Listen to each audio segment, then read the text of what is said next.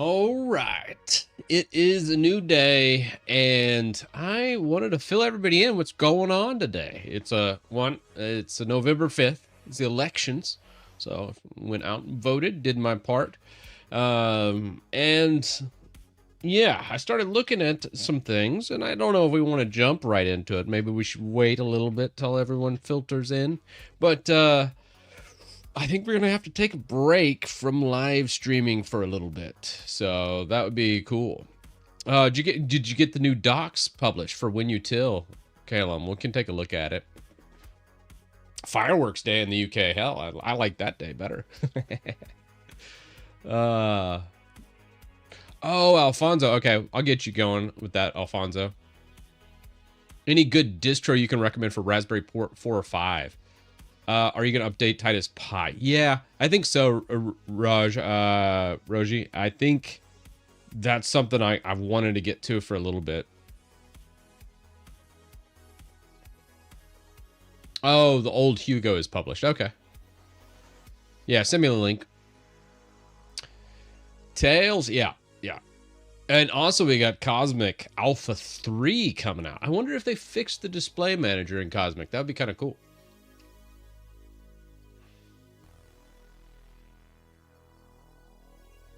When will you return? When will you still stop? Yeah, so, hell, let's just get into it. All the important people are here, right? All the people that watch all the time. I appreciate you guys so much. And I like I said, I'm real fortunate to be able to do what I do here. But I started looking at kind of just the state of Titus Tech Talk, the live streams, those types of things, and also just like the main channel and other avenues as well. And I started looking at it, and I'm like, the main channel's going fantastic. You know, it's always been great. The live streams, I have noticed that I'm not able to get a whole lot done when I'm live. I think there's some very talented people out there that can live stream and get a lot of work done. I'm not that guy. I look at the live streams and I don't get very much done. And I think they're more of a hindrance to a lot of the progression of either software development or or even just making videos. And I guess that's just it, right? I think that's the problem. So, I mean, I love live streaming. I love entertaining. I love doing that. But at the end of the day, I don't know how beneficial they are in the long run. And that's where I was just like, I think I need to take a break, step back, see what happens, and then produce more videos, work on the development offline. And that's kind of what I thought. Have you considered co-working streams? What do you mean co-working streams? Yeah, I mean, don't get me wrong. I love live streaming. That's just like, hey, man, it's it's so awesome. So don't take this as me not liking it. It's definitely not that. It's just more from a productivity standpoint. Yeah, Mr. Gain Thame, thanks for the tier 1. 3 months. Oh, man. Send me 2 links. Okay. Yeah, I love this t-shirt. It's great. Captain America, right? Do ASMR working streams. Oh man, yeah. The thing is, when I go live, I want to be able to chat with you. I want to have that connection. You know? It's not like, hey, I got to get work done. I'm going to ignore chat and then just have a stream going in the background. I just couldn't do that ever. It's just not who I am. And I feel compelled that, hey, I need to provide some kind of entertainment or value, educational value, every time you see me on the screen. And that just can't change. So it's just part of my DNA. And that's just my thoughts there. I don't know if there's much more to say than that. Co-working streams are streams where the streamer would play music and then can work and chat can work with the streamer. Yeah, I think that's still a thing. Like when I say taking a break, I'm just saying I'm not going to have like a set schedule of, hey, 2-3 days a week. I'm gonna always go live at these times, and I need to get at least, usually I like to get at least 20 hours a week in. And that's prep work and everything. Really, live times probably around 10 hours, 10 to 12 hours a week.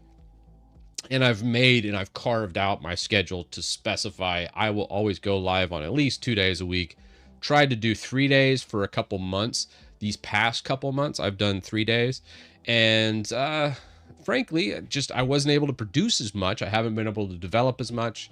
And I think the common denominator there is the live streams.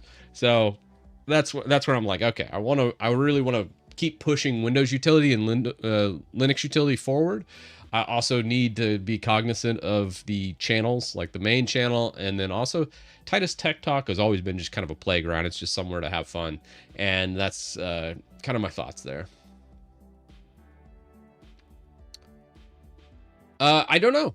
We'll see what we end up with on the streams.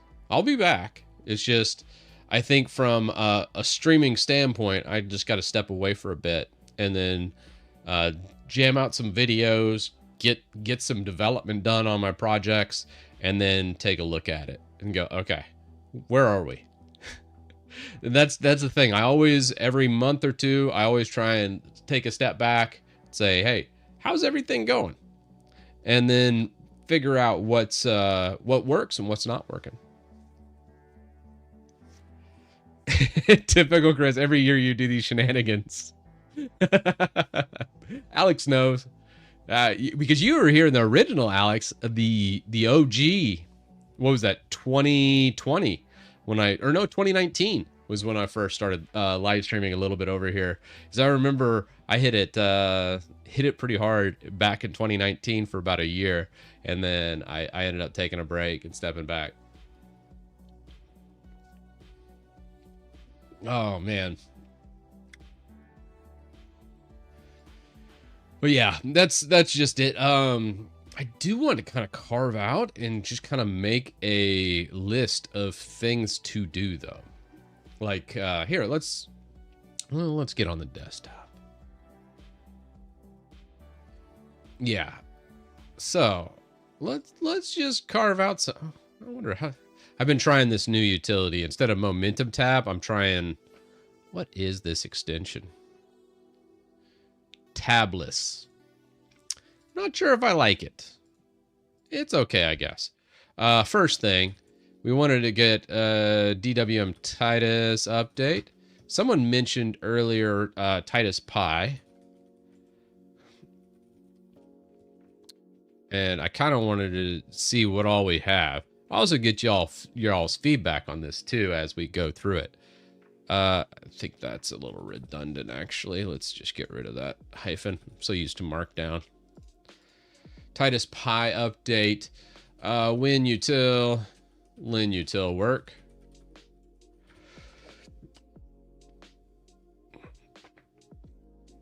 Would your kid ever stream or upload videos to YouTube? Probably not. I don't think it's a very good profession, and I don't think it's very healthy, especially for younger people. The feedback and comments you get from YouTube is usually pretty good for the first like couple thousand subscribers. But once you start to get critical mass and you start getting thousands of views on your videos, inevitably there's some really weird and dark people in the world that will comment and say very, very bad things to you. You'll get some mail that is just downright morbid. And that's just the state of the world and kind of the interaction you get when dealing with a general populace, like a big populace of people. So success in social media is what a lot of people always want. And a lot of kids today want to be YouTubers. But I would tell every single one of them, don't do that.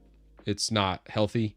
And if you do get success, you're going to probably get mentally damaged by it. Having said that, it's not necessarily bad. And I think if you're older, you can definitely succeed on the platform, especially if you already have like an established career. You know who you are very set in your ways. Not to say someone younger can't succeed as well. Like there's plenty of examples from Marquez to Linus and all these other people that grew up and seem relatively normal when meeting them in person.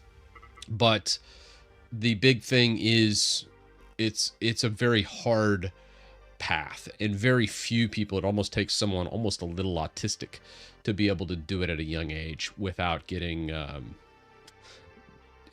being affected too much by a lot of the negativity that they will encounter. So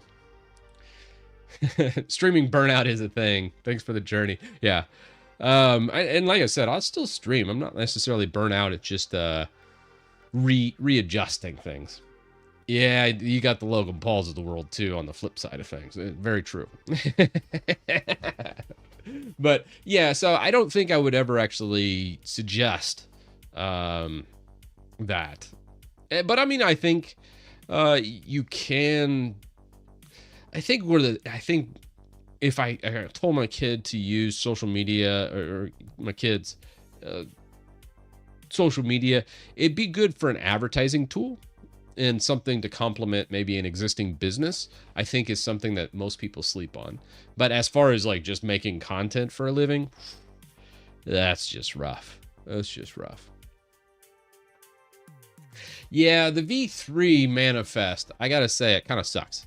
As I use it more, I'm kind of like, not a huge fan. But oh well, we already knew that. No, it's not oversaturated. I started in like late 2018 when I went to a youth group. I've told this story a couple times, but I'm going to go ahead and tell it one more time. And so I got started in content creation because I went to a youth group with my son, and we were sitting around, and I was like, hey, what do you guys watch on the television? And they all looked at me like I had three heads. They're like, we don't watch TV. I'm like, oh, what do you watch then? And everyone's like, YouTube. And every single one of these kids said they had like 2 or 3 YouTubers they watched. And I was like, huh, well, that's strange. So then I got home and I checked YouTube every once in a while. Like if I had to change my oil or find something on my car, usually I would be like, oh, how do I do that? I'm going to look up a YouTube video. So that's what my thought or my interactions with YouTube at the time. I never really used it as a source of media.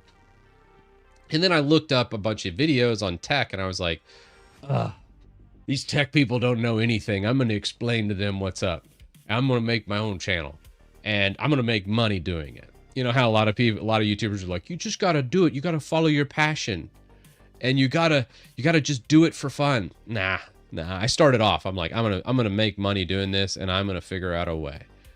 In late 2018, mind you. So this is pretty late to the game. At this point in time, Linus Tech Tips and all those guys have been doing it for over 10 years or around 10 years.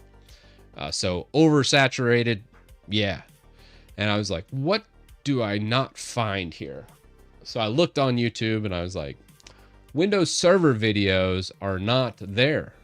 So I made several videos on Windows Server because I was like, hey, that's not very saturated. And every video I find on Windows Server is awful. So I was like, I'm going to make those. And then I had my little Razer mic and I set up a little webcam, and it was just awful. My first video was just complete crap. You can still sort by oldest and check it out. But from there I was like, oh yeah. So what's the common denominator between all the people that are successful? And it was just simply they put in the work. They put in out a ton of videos. And that was the common denominator. And that's when I was like, I just need to put out a ton of videos. And I did a video every single day. I get home from my 9 to 5, sit and eat dinner with the fam, kind of workshop a couple of videos in my head. And then at 10 p.m., all the kids would go down and I would just get to work. I would shoot the video, edit the video, publish the video, do the thumbnail, all in about 3 to 4 hour turnaround time. And I would do that every single day for an entire 365 days. So that first year, 1 video a day. And then I got better. Every video I did, I watched it back the next day, and I was like, "Ooh, gosh, there's some really bad videos in there, by the way." And when I first started, but that's how you learn. And that failure is how I all got started. Yeah, that was the Linux challenge era. Yeah, it was a great era. I love that. I look back on it with rose-colored glasses. It was great. All right, let's see on these docs. What do we got? Let's go. Let's visit the docs. All right, so this is the relearn theme. And then let's go linutil. Relearn. Okay, cool. So this is the state of the docs right now. Relearn dark, relearn light. Got the... Okay. Yeah, I like that. Yeah, let's switch to the other theme with the documentation theme that was mentioned in the channel. This one was kind of cool. Let's see, what was it? Was it here? Yeah. This was the documentation theme. Shout out to SHR1 for this documentation theme. This looks much more solid. For you got your table of contents, your talk over here. You have a really clean modern theme. You got light mode, dark mode, and just a really good documentation site. Yeah, so I do like this theme a lot better. Very solid.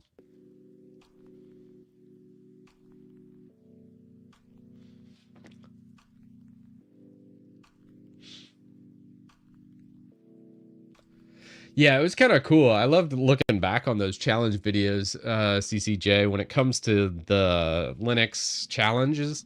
It's really neat documenting it from a beginner standpoint. Like, obviously, I have plenty of server experience, but at the time, I never really used Linux desktop. And the switch from a power user in Windows to trying to use full-time Linux desktop was kind of cool, that I was able to document and kind of go through all that. And it's a challenge. And I think it's important to have that documentation, because too many people forget their journey. And then that's when you get these Linux, I call them like the gatekeepers of Linux, really, that are like, everyone should just use Linux. Linux is so easy. Only idiots don't know Linux, and you know, all that.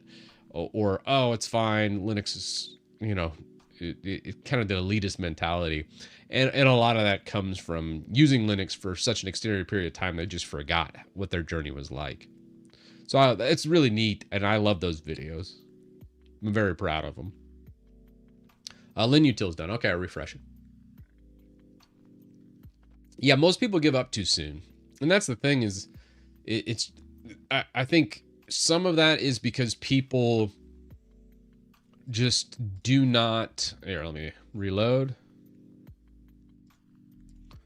Come on, reload. Dark. Huh. Yeah, you have to learn terminal. I agree with that, though. Like, if you're going to use Linux, you got to learn terminal. I mean, unless you're just like really, really basic computer user, then maybe not. Like, if you're a super basic user and you just want something with like a web browser, you probably don't need to learn terminal then. Just to get it installed, and then it should work for you. However, most people, if you're anywhere of an advanced or a power user, you absolutely 1050 million% need to learn terminal to use Linux. It's not Mac, it's not Windows, it's its own thing. And that's just the reality. People get pissed off when I say it, but frankly, I don't care. I'm just telling people the truth, and other people are lying to you, and they're like, no, you can just use GNOME. You can just use KDE. The setup works most of the time. I agree with that statement, as long as they add the most of the time there. Because guess what? There's going to be times where Flatpaks fails on an update, or, oh crap, that package got updated or didn't get updated, or, oh, by the way, there's a distro update, and you can't technically update through the GUI, so you're going to have to jump on the terminal and do like a sudo apt dist upgrade. And there's always a point in time you get to the spot where you have to open the terminal. There's never been a distro that's gone more than a year or two where a terminal command had to be entered, and that is the state of Linux. So if you hate terminal, you're like, I absolutely can never use the terminal. You should never use Linux. Unless, here's the little caveat. There's always these little asterisks next to things. SteamOS, I think you could pretty much just use SteamOS. It's immutable. So you always know every update's good. And that's where I'm like, that's where Linux might see wide adoption, is the immutable distros. Because those can have a very tight, controlled update cycle that never sees anything break. Every other package manager, even Debian, will have some bad update or a nuance of an update where you need to open a terminal and change a few things. And that doesn't really happen with a full GUI immutable distro.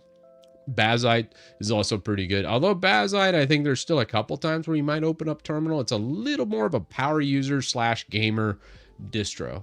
Vanilla OS, I still got to try. I love the idea of it, though.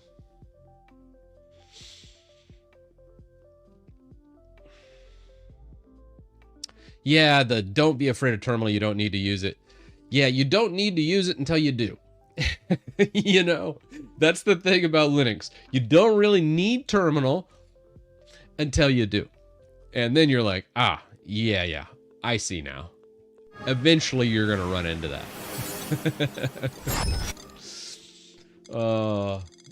Luck Dragon, thanks for the super chat. I began my PC life on Commodore 64 and DOS. Afraid, and like that might have scared, that little tangent might have scared some people off on Linux, but when it comes down to it, the thing I love the most about Linux is I enjoy sitting at the computer when it is Linux. And that's lost on people. Like, most people don't really like their operating system. Like, Windows users, nobody likes Windows. Nobody's like, people know Windows. They're like, I know Windows. I got this. But they're not passionate about it. Like, back in the day, this wasn't always true. Like, back in the 90s and early 2000s, there was a lot of people just obsessed with Windows and loved it to death. And like, oh, there's all this cool features and all these new advents. It was developing at a rapid pace, and it was quite a time. And I enjoyed my computer usage back in those days, even on Windows. Now, obviously, after using Windows for like 30 years now, shoot, it's been 30 years. I really do not enjoy my time in Windows. A lot of times I'm just like, oh, please don't update and break something. That's what Windows users, their mantra is. Please don't update and break something. That's a typical Windows user. So it's not fun. Where Mac users typically don't update. They just kind of just stay on the same version usually. And then occasionally they might update, but then things get a little slower. So they're like, I'm just going to hang out and it's going to be pretty reliable. I'm going to know where everything is. But they're not necessarily super passionate about Mac OS. And then you get Linux.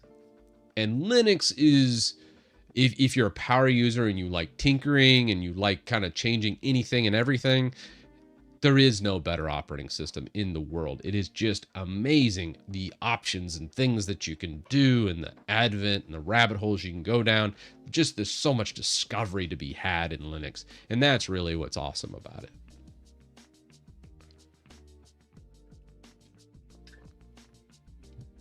XP was the worst Windows, in my opinion.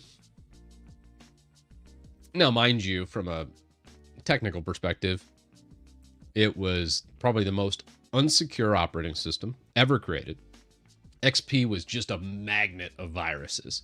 There was never a time, almost every single XP user got some virus at some point in time. Just one of the most unsecure operating systems ever made by man and mass used. So everyone has these rose-colored glasses looking at XP, but XP probably did the most damage because it was just so virus-ridden and so unsecure. Now, I think it was like SP3 Service Pack 2 or 3 before they even got Security Center in there. So viruses were insane. And from a technical perspective, from an actual technician, I was getting started during this era. It was great because it was a money printer for me.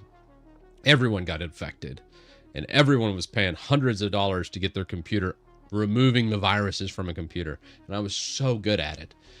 So XP era, don't get me wrong. I mean, it was a fast operating system, not much bloat, but man, you could not find a more unsecure operating system than XP because they merged, I think, the NT kernel and the residential kernel at the time into one team. So they merged those branches into XP was when that happened. So you had the stability of Windows 2000, which was amazing. And then you had the unsecure nature of Windows ME all packaged into one operating system called Windows XP. So XP was complete trash for an operating system. But when you had it virus free and stuff, man, it was fast. I think XP you could get down to 10 processes. It was insane. Dave Plummer. Yeah, that's when he that's probably when he cashed in and started putting out all the shareware. So good. From tinkering, it was fun. It was fun. All right, we got the new docs theme. Let's see what we got.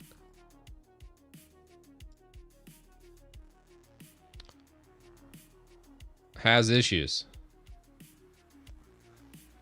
So we're switching to Lotus docs. You got 2 submodules in here. Switching to Lotus docs. All right, let's see what we got.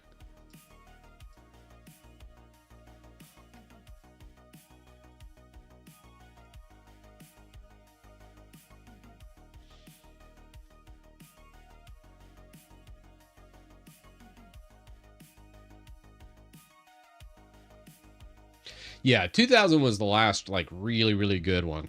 2000 doesn't get a lot of the love that it deserves because it was actually secure by default and it was meant for business. It was on the NT kernel. It had, it didn't just give everyone admin rights right out of the gate where XP did.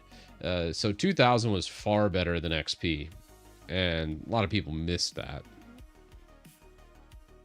7 was good on initial launch, but 7 got to be a just complete cluster F towards the end there. Did you ever get the train virus? I don't think I ever saw the train virus. I removed a lot of viruses during the XP days. Probably averaged around 5 to 10 PC cleanings a day for viruses for probably a solid 5 years during the XP era. So I probably removed upwards of, or cleaned upwards of about 2,000-3,000 different systems over that era.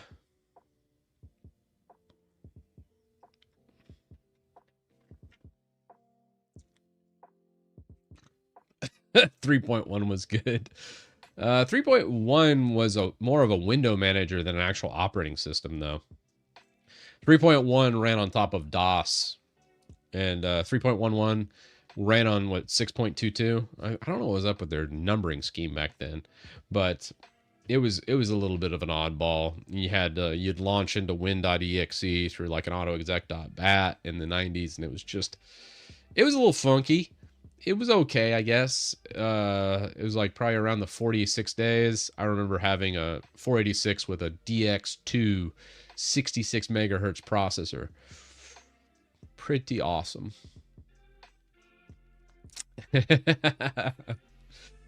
Oh, so good. 3.11 was even called a window manager. Yeah. All right, let's refresh the WinUtil doc, see what we get. Ooh, actually, let's go WinUtil docs. Oh, that never really did it. Now, well, mess with it offline, Caleb. I'll take a look at it here after a bit.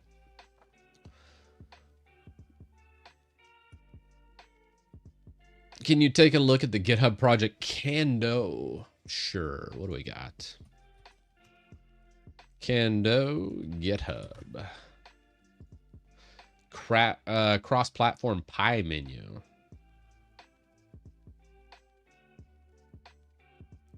Oh, I've seen this before on like Unix porn and stuff. Yeah. That's crazy.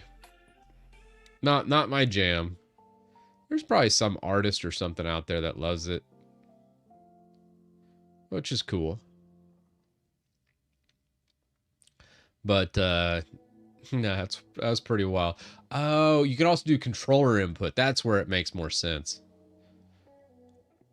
Well, I could see someone taking this project and morphing it into like maybe a Steam Deck style desktop. That'd be kind of neat. A little sub menus with the pie.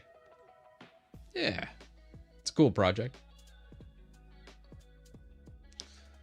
A VR menu kind of thing. Yeah, I think its main purpose there is like a standalone, like a Steambox type setup for like the living room, and then having that set up on your desktop, and then you could launch and navigate menus that way. I think that'd be pretty neat.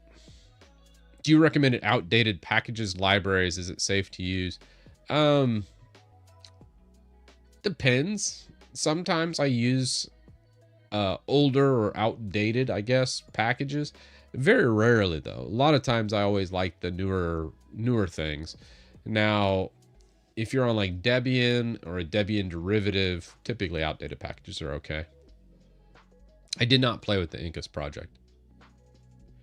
Chris, do you know about Disk Voyager file manager? It's a paid app, but it released and looks really promising and super fast.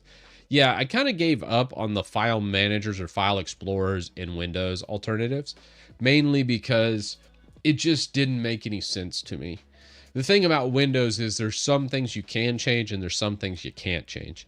And the big thing is all you do is you could load up another file manager, but it's going to just sit on top of File Explorer. It's still going to use the underpinnings of File Explorer, and there's really no changing that. So you can't really ever remove File Explorer, and it's baked on the system.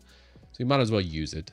And that's kind of my state. Like after looking that one day when I was like, oh crap, and we went through all the recall drama, I was looking at a whole bunch of File Explorers.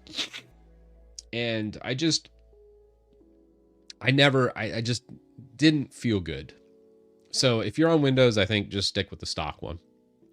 That's kind of where I landed on all that. I mean, it's not wrappers for File Explorer. They have their own executables and it manages things. It's just, it feels bad to me because it just sits on top. Like in Linux, like you have your File Explorer, but let's say I didn't like Thunar. You can actually uninstall Thunar and put another file manager in there. Whatever it might be, like, I think I have like NCDU or something. Oh, I don't. Oh, I love NCDU, by the way. This is Incurse's disk usage. So like if there's something in here, I'm like, where's all my stuff going? Like, why do I have almost a terabyte here? Ah, okay, I have these games installed. So it kind of tells you where everything is and you can go in and out. Really easy to manage and kind of clean up drives and stuff. And you could even like do a sudo and then go from the main drive too of NCDU. And you can even specify like sudo ncdu /. So it's really good for like cleaning up servers and those types of things. And it'll flip there and go through and cull all the different storage. It'll even cull network locations. So you should probably know that. Like right now it's going to fly through my entire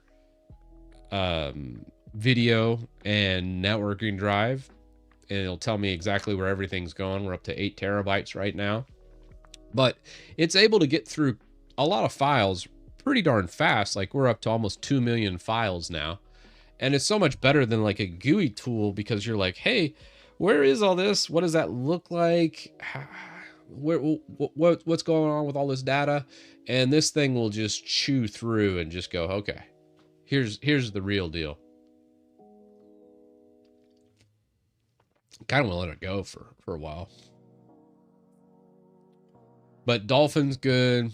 Yeah, I still like Nautilus from Gnome, actually. As much of crap and shade I go for throw at Gnome, I usually like a lot of the Gnome utilities, which is funny because I always loved KDE's desktop environment, but I hated all the utilities that came with it, where Gnome's the exact opposite. I hate the Gnome desktop environment, but all the apps that they make with GTK look way better and function and have a good design aesthetic to them. So, yeah, it's pretty cool. Like, I like Nautilus. I like all that. Dude, how many terabytes do I have on this drive? We're up to 55 terabytes, 2.5 million. Damn.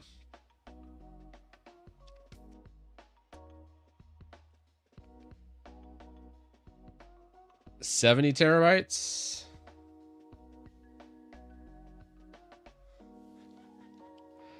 Damn. 82 terabytes now. Woo. Yeah, this is definitely a flex.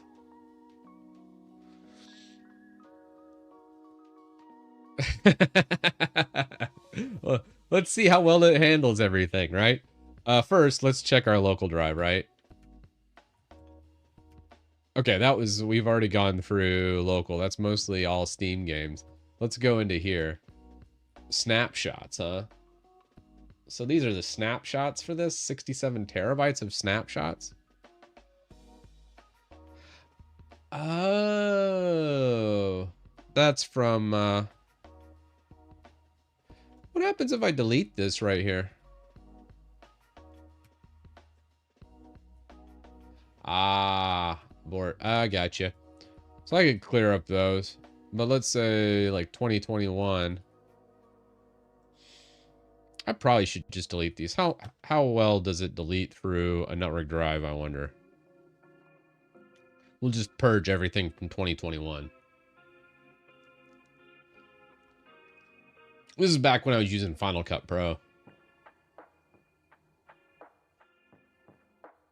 That's actually not too bad. Huh. Let's just purge that.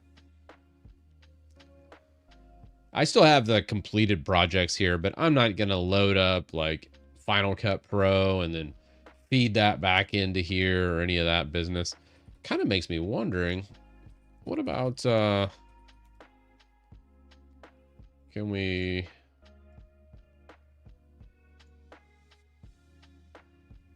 clear out that 1 second?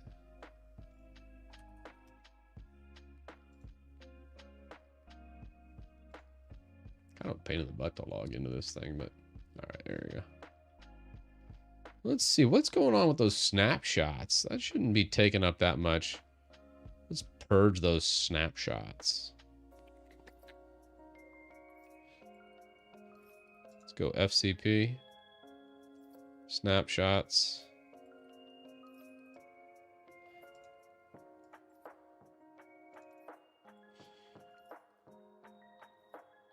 So these snapshots are kind of baked in, right? You can't delete these.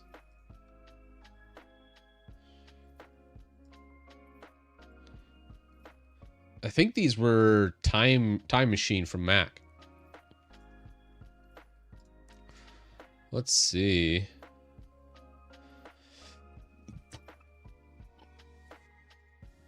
Was there a snapshot? What was I doing? Because that's some storage space I would like to get back. Sorry, we're gonna go on a little hunt. Does Synology have a dark theme? That's another thing I probably should look up.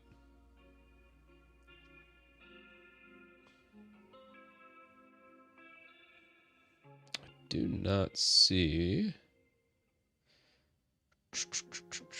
Nope. Just wondering how your fitness workout's going. Really, really good, man. Switching over, I don't have a membership with my CrossFit gym anymore. It's a little pricey, and I just have everything in the other room here. I still go there about once a week, and I just do like a punch card. And most of the times I just do the workouts here just to save time.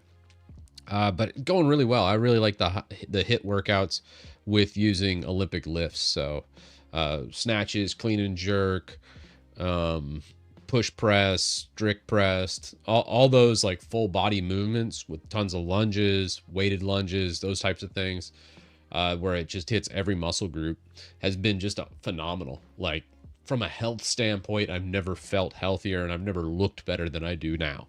So kind of awesome. I love it.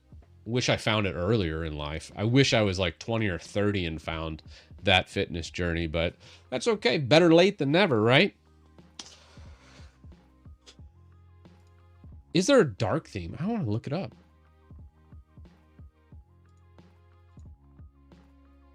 Yeah, let's go. Dark theme Synology. Is that a thing?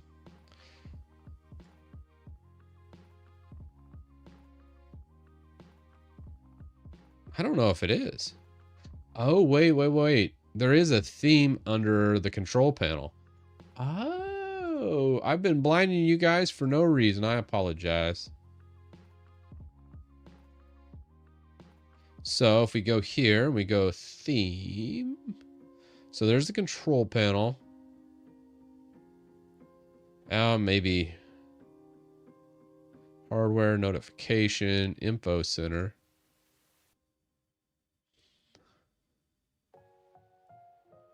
Okay, this is info, login portal.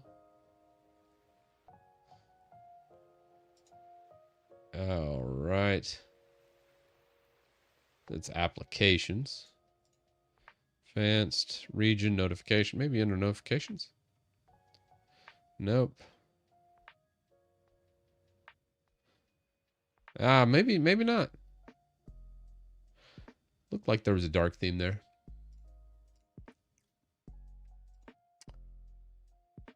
I've been updated for a little bit on that.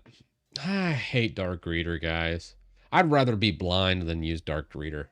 It always screws up the formatting of the thing. I'd rather have the white background. There is a search button. Ooh. Theme.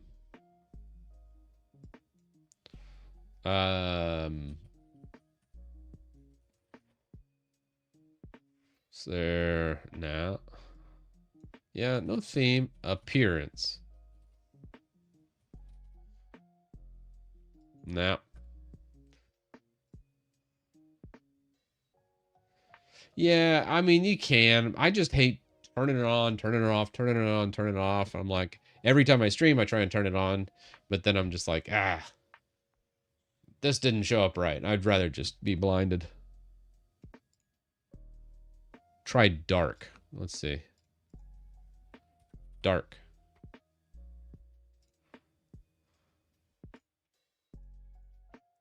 Dark theme Synology. Wait a second. Install the Opera GX gaming browser and open it. You gotta be kidding me. Ugh. I threw up in my mouth a little bit. I don't know if we can take this serious. Razzle, thanks for the prime. Oh, ew.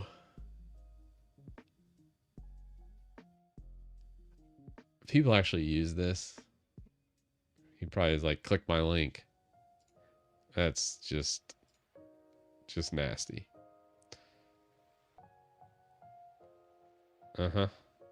Just use Dark Reader. That's the trick. Anywho, well, I want to get back to my backup here. What do we have for our backup? Okay, that's the DR backup. Maybe there's a storage snapshots that's being taken over here that we have. For you guys, I'll put on Dark Reader. There you go. Dark Reader's on. Dark mode. Engaged.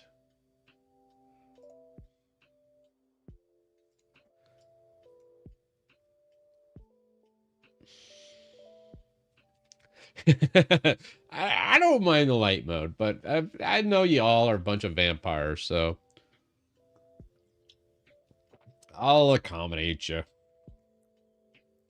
Let's go volume 2. How's our data scrubbing? It's been good. Make sure you're scrubbing your data. It's actually good for just making sure you're checking your RAID. If you have a RAID array and you leave it up for years at a time and you don't ever do data scrubbing, you can get like desyncs and all kinds of nastiness. So yeah, with any big thing, make sure you data scrub. You should also, depending on your setup or your RAID, you should also look at dang it, what was the other one? Those snapshots are in here somewhere, I swear. All right, right here, under FCP, you have the snapshots. Modified dates there. Where would that be?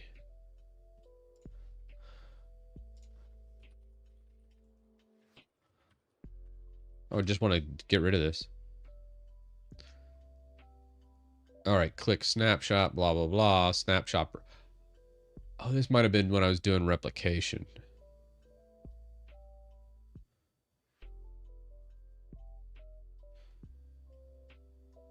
Let's go snapshots and see what's there. Sorry, I just want to know this. There's no snapshot here, but let's go snapshot.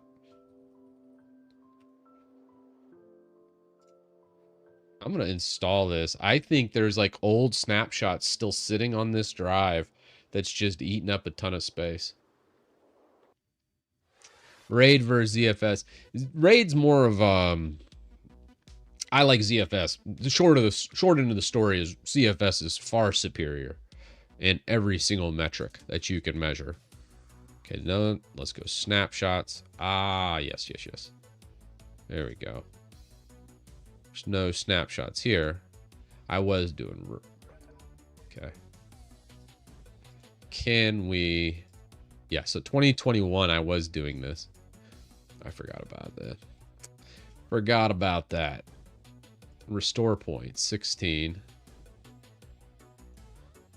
83 restore points there. So can we purge all these?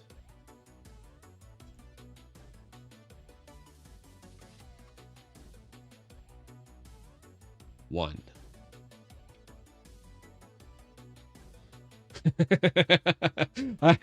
That's probably not the way to do it, but we're gonna go ahead and reclaim all this space over here.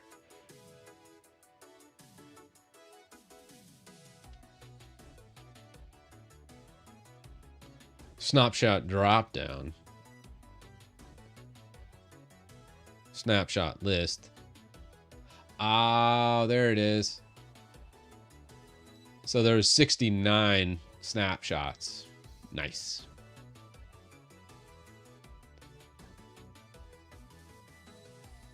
So I'm gonna let that kind of close out, and then we're gonna purge.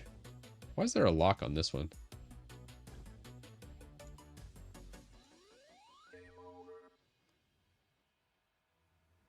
Sure, it's not important. Let's just delete it. Yeah, it's gonna go through and clean all this up.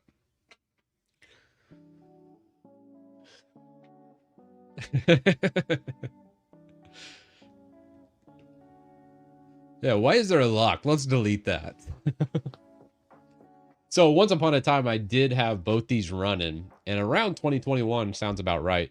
Synology sent me these units, and I was like, I think I need to do and showcase replication. It'd be really neat to show from a business perspective. So I got them to send me like 2 of the same identical units with identical storage, and I was replicating my entire storage, all like 40 something terabytes or 30 terabytes of it, back and forth, and also taking snapshots. A little excessive for what I do. And I was like, you know what, a simple DR for like my important documents is fine. I don't need all of this. So yeah. What's Jacket? Well, Jacket is, how do I say this nicely? It basically is like an indexer for torrents. So instead of actually having to go to the website to look up a torrent, it keeps a nice little index so then you can reference it locally.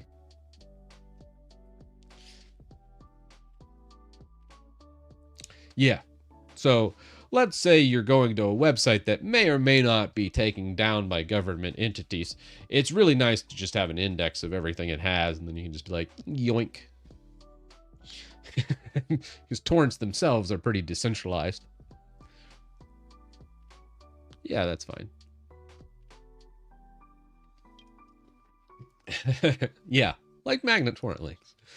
There's other stuff too. I don't use Jacket very much. Most of my stuff's news groups these days.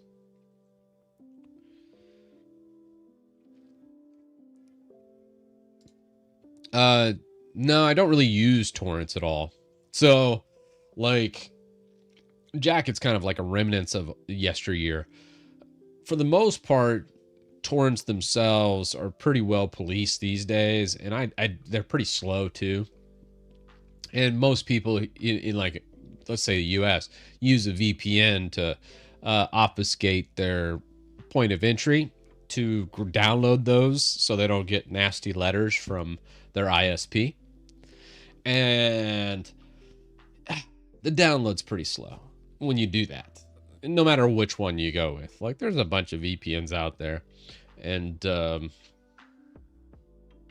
to think yeah, I don't see the point and need for most of those VPNs. I think just news groups is the way to go. It's faster. So much faster.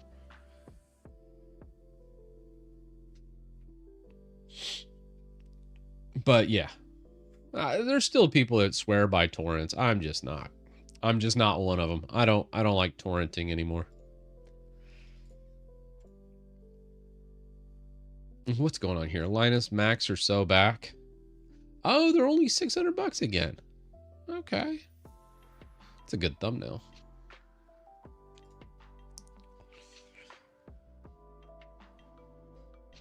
Yeah, I think at some point in time, like, people actually thought like VPNs are good for privacy. No, that's just silly. Security and privacy. Remember when all the YouTubers were like, secure and private? VPNs. You have to have a good VPN. Use my code in the link below.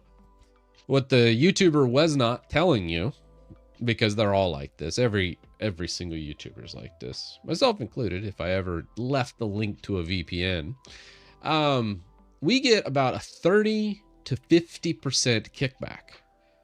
I want to say that again, just so the people in the back can hear me. That's a 30 to 50% rip on the sale. So let's say you buy a VPN using your favorite YouTuber's link in the description, and you paid $100 for that VPN. I would get $50 of it, $30 to $50, depending on the contract or depending on the affiliate that is getting pushed through.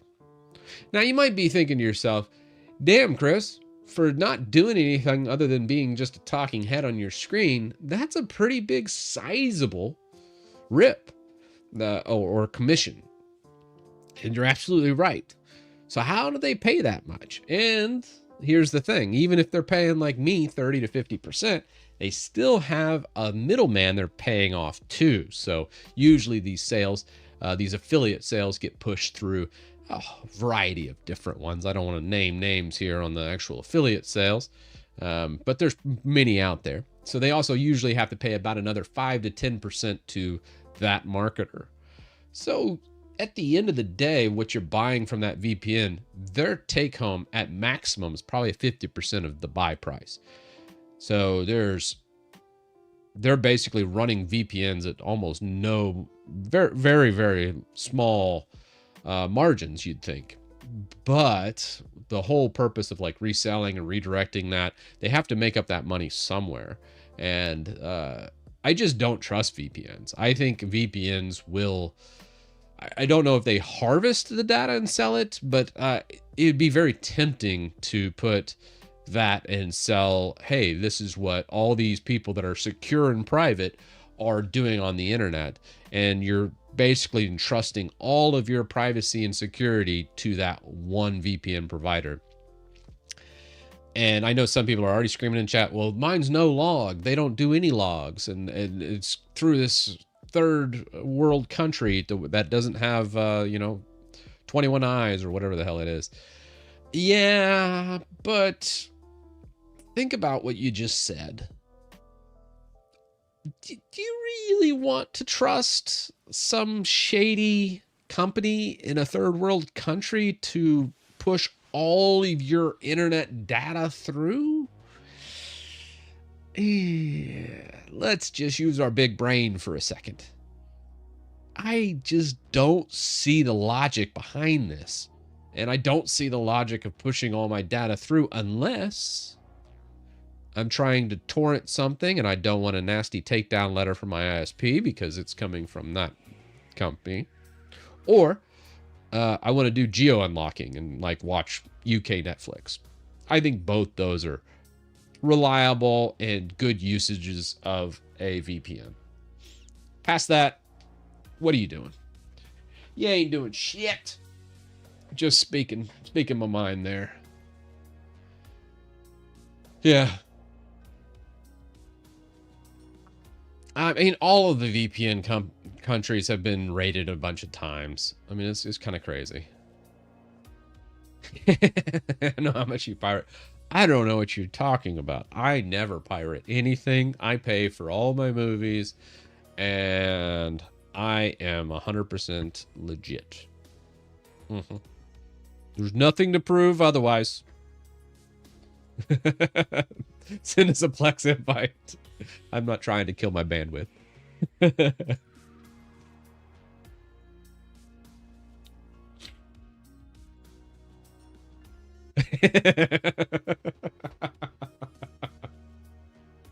Sleepy. That's great. That's great. I don't have that bookmarked. Yeah, see? I don't have any of that bookmarked. See? No RAR for me. I'm legit. Besides, that went down. Same with the old bay. I have proof that you had a book. It's probably in a video somewhere. Old Sab. Oh, you know, it's kind of funny. Sab.su is, most people don't know, the .su is the Soviet Union. It's a dead extension on the web, but since so many sites still had the Soviet Union extension to it, they kind of kept it alive, which is kind of crazy.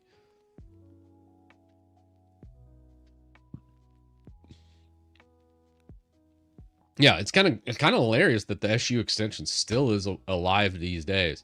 Like the IO extension is getting removed, which is kind of wild. Like IO's dead coming, I think next year is what they said was when it completely goes offline. So every single site that's got .io is going to go offline. But I mean, what were they thinking? I mean, IO stands for Indian Ocean, by the way, if you weren't familiar. And that extension was how I think a couple islands in the Indian Ocean were getting funding, and then those islands now were absorbed by another country, so then the IO extension is no longer valid, and I think ICANN is completely removing it. So everybody that has the .io extension, remember, was all the rage, and everyone's like, let's get a short extension. And yeah, they're about to get dunked on. Think of the many businesses that did the .io. Think of all the crypto scams that are about to go offline. I mean, that's a lot. There's a lot of people who are thinking, instead of Indian Ocean, they're thinking input output. Yeah, it's kind of funny. Oh man, that's probably the biggest sad face of the .io. Getting sunset is itch.io. Man, such a good indie site. So many great websites that will all be lost and gone.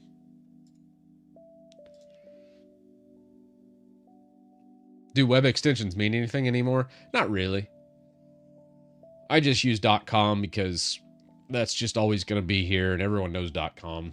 I'm an old man. I like that. Oh, yeah, Peter. At the very beginning, I was taking a break. Taking a break from the old live streams for a bit.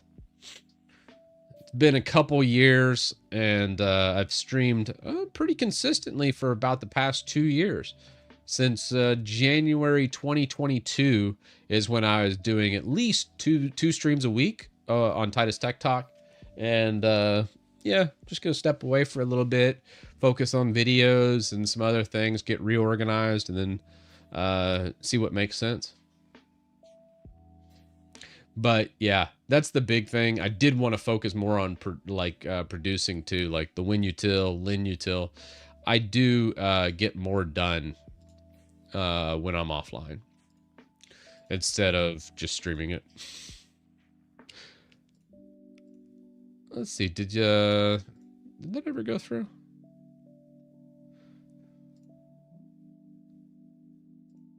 Nah. Ah, well, I'll get it. I'll get it later.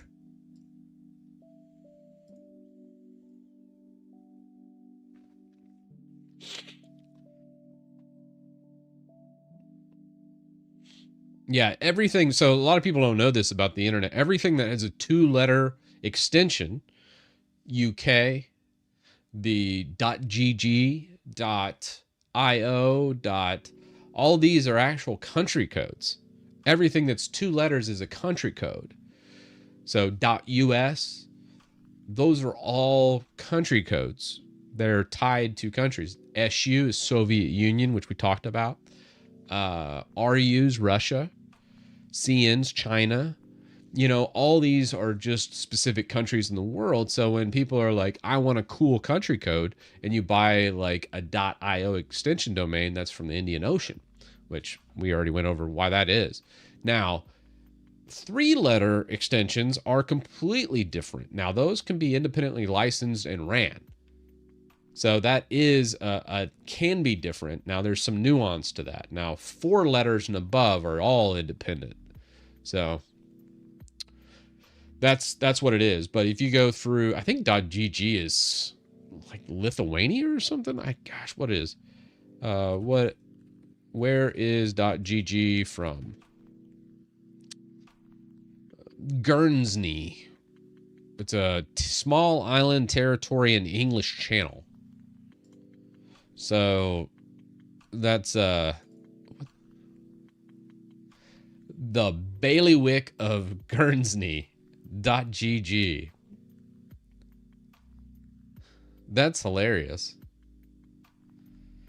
Would I buy, like, I would never buy a .gg domain, because what happens if this country gets absorbed into another one, and then all of a sudden they're like, yeah, we're not going to keep that. I mean, I don't know how likely that is, but let's say you go to war and there's some kind of territorial dispute or something gets absorbed somewhere. Shoot, man. I mean, honestly, you got bigger problems than a .gg domain at that point in time, but you get my point. I don't know if I would trust anything that's not like a big country. I don't care how cool the extension domain is. Yeah, discord.gg. So yeah, they're paying the money to that republic. The bailiwick of Guernsey. All right. Self-governing British Crown dependency off the coast of Normandy, France, comprising of several Channel Islands. is a total of 78 square kilometers, 30 square miles. Bro, that is a tiny country. So every .gg domain, I bet you just the tech bros in Silicon Valley give enough money for the .gg domains to fund probably every single road in the entire thing. 30 square miles is like nothing. God bless. That is wild. That is a tiny country. Anyways, yes, I would not entrust my business to the .gg domain for a country I've never heard of. Now, I am American, so, you know, our geographic knowledge is not crazy good. But hey, it is part of the UK. I don't know. Is it independent of the UK or is it part of it? So is it part of the EU or did it split off like that? I don't know these things. You just made the PROG. Okay, let me look at the PR.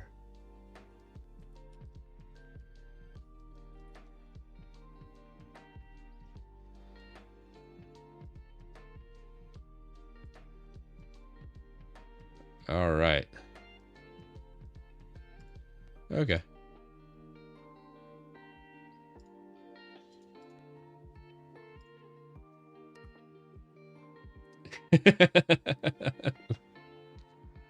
Yeah, I don't know what those crazy Brits are doing.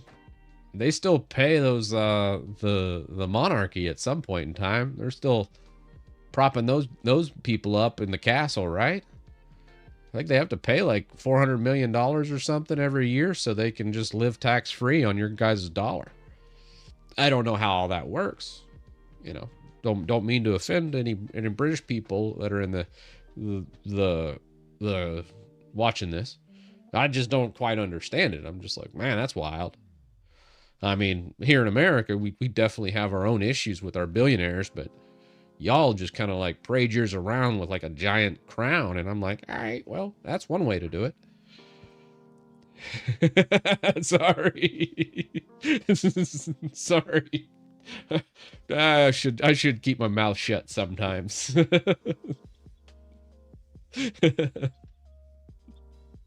My bad. Political content warning.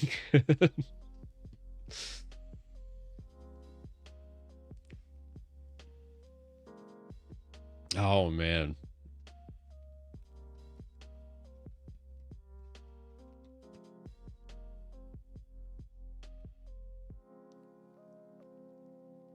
The monarchy was given an annual sum in return for the government owning and profiting from their land. Interesting. Hollywood is U.S. I don't know, man. U.S. is kind of weird. It depends. We have so many people and such a big amount of land, you know. That's the one thing about America. It's just crazy OP because we just have such a geographic advantage compared to most of the world. We just have so many resources, just an abundance of it.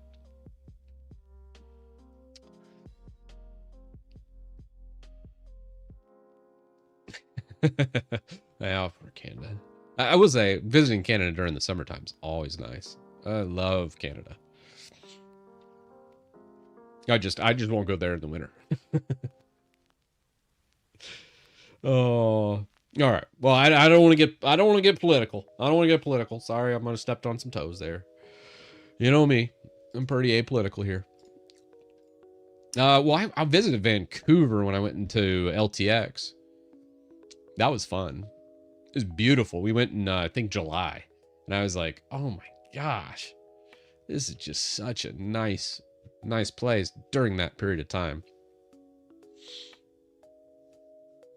Development environment at the Times DWM. That's what I'm doing. Oh, what do we got, Adam? That's actually StreamerBot, Adam, is what you need to do. StreamerBot. I like to run it all local. I used to do not local on the chat, and I used to try to use different services, but they all kept screwing up, so I was just like, screw it, I'll roll my own.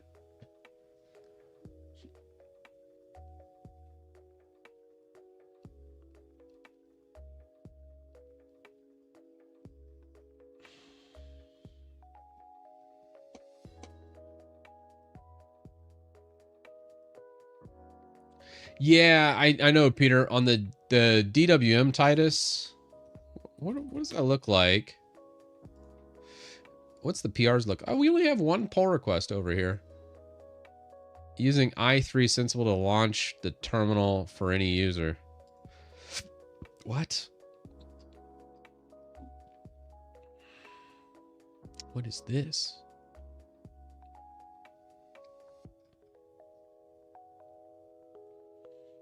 Oh, okay. He put some time.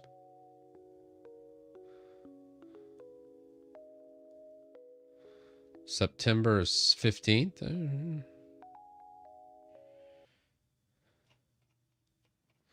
What do we got?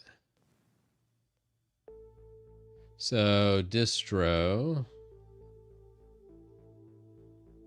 Huh. That's a different way of doing it.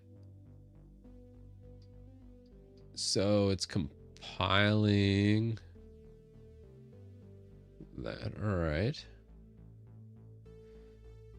So, he was adding XFC. He was doing animations. He did animations twice. That's a bug.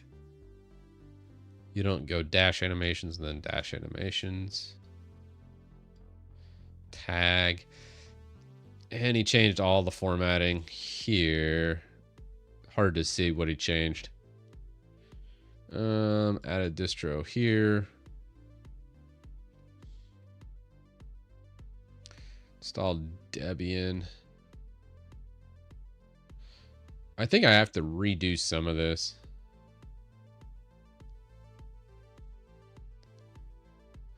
i3 window manager. Ugh. Yeah. Nah, I'm good. I'm good on this one. Don't like that PR. There's 3 PRs in Linutil. Let's go to Linutil.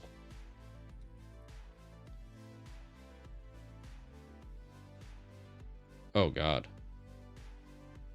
The number increased when I clicked on it.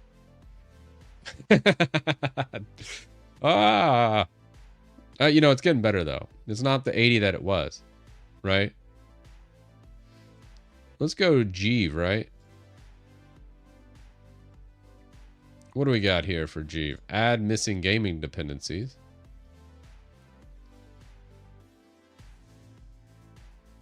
No, it was 85 the other day, so we're doing better.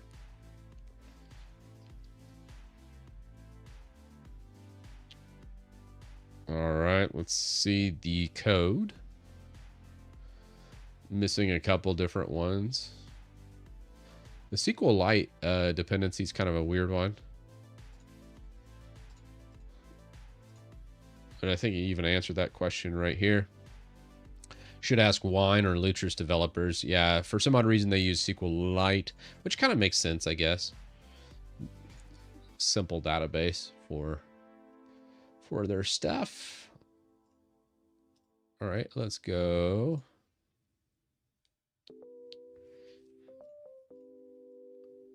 Oh, no.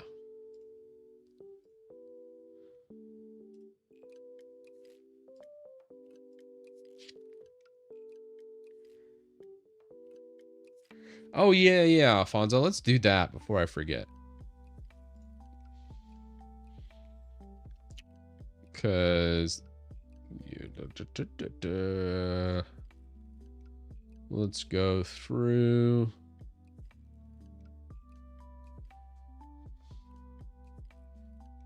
Where did I put that? I want to say... slash commands. I thought Alfonso was in the slash commands. Yeah, there you are. You're allowed over here.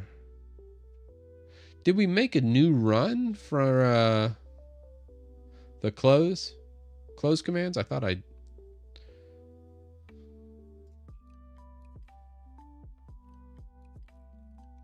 should have labeled these better. Maybe it's X task. No. What?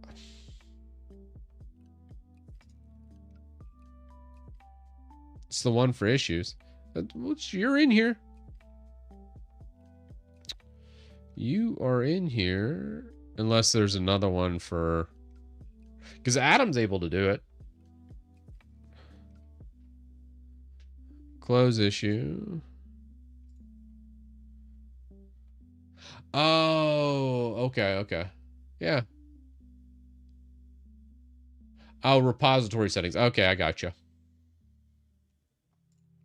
I'll get you.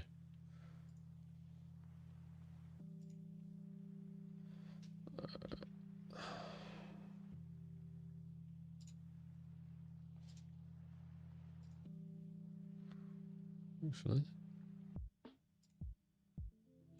let's go back.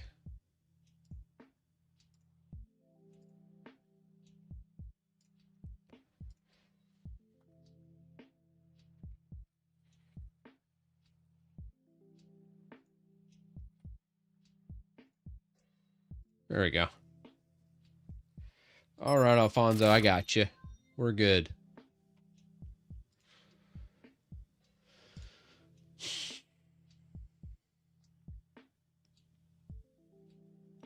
I miss anything in chat? I don't think I did.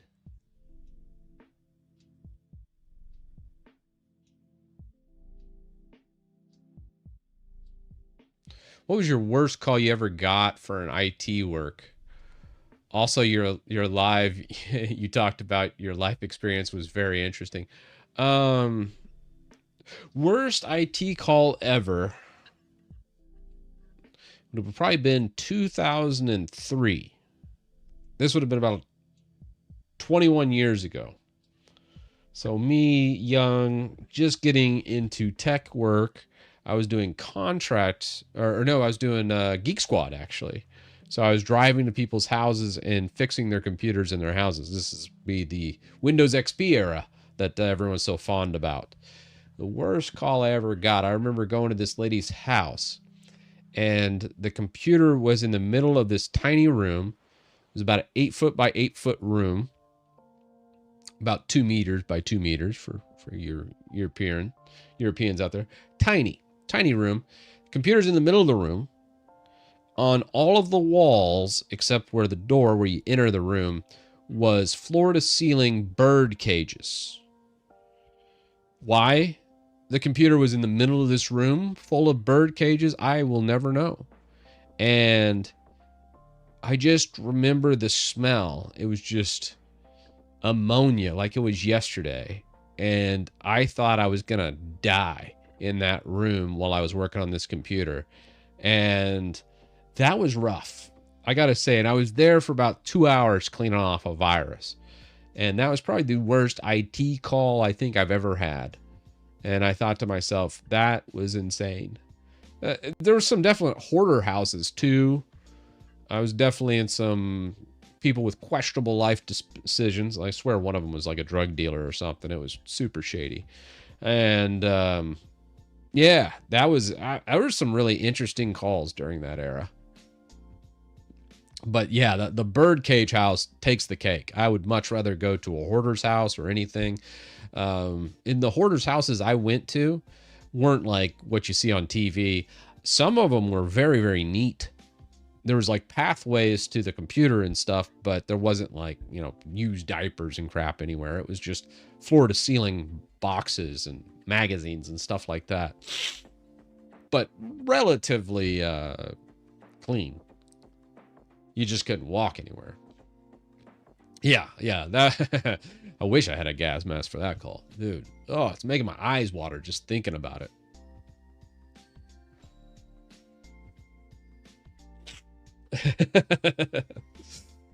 Chris, I need your help. Did you fix the cursor theme on DWM when you were in NixOS? It's really bugging me.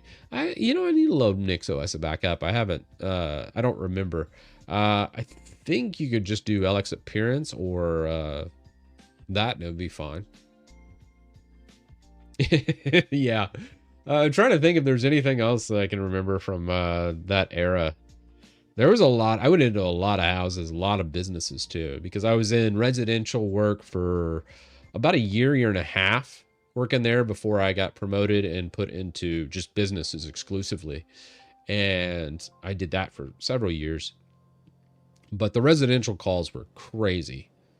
Probably one other fun one that kind of sticks out in my head was I went to a Dallas Cowboys football guy. He was in a townhome, believe it or not like a really nice house or anything.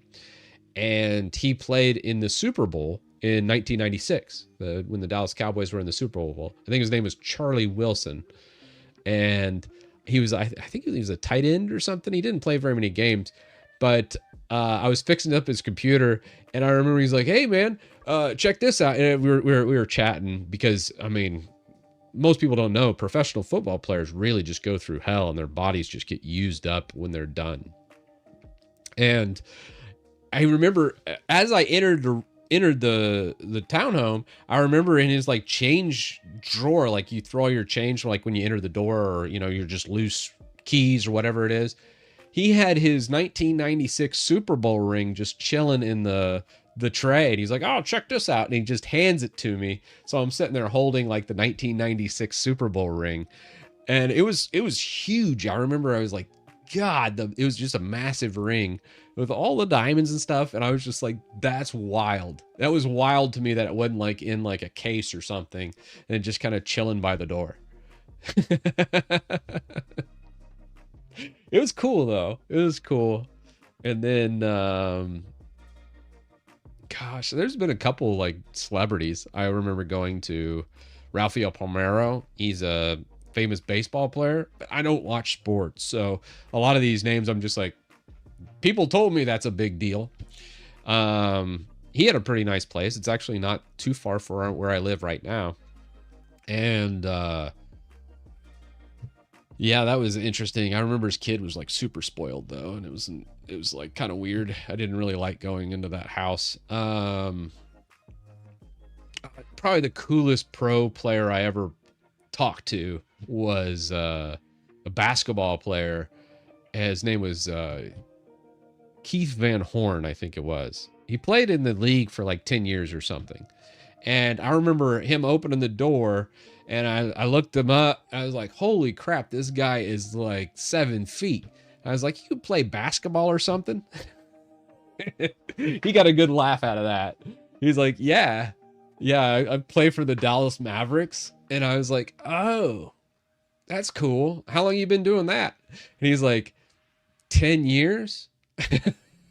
and he actually sat there and chatted with me when I was fixing his computer. I think he just liked the fact that I didn't recognize him. And I thought that was kind of cool. And yeah, it was a lot of fun. There's a lot of like really cool stories from those days. All right. Do we have any other poll requests? I did the same thing at a famous guitarist when I worked at Radio. Oh, Radio Shack, man. I loved Radio Shack. Worst celebrity I ever met was, God, he was an announcer. I can see his face. He's like a bald announcer, but he was a football star like in the 70s and 80s. And then he moved to that, and I can't remember. Oh, geez. He's pretty popular. Bald announcer that used to play football. No. Can we just get some all right, let's see. Nope. He was a complete dick. What is his name? Nope. I'm drawing a blank, man. He was pretty popular. I'll know it when I see it.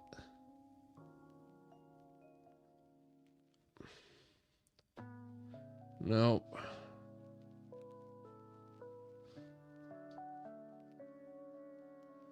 Sorry, I'm on a hunt now. I'm like, I gotta figure this out. It's gonna bother me for the rest of the day if I don't. I can't remember, but I remember he was a pretty big name. Terry Bradshaw? I don't think that was it. Maybe. Is he in the... What's he look like? I know him by the look of him.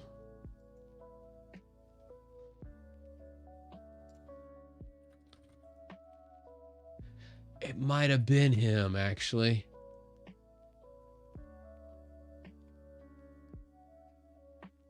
Yeah. Does he live in DFW?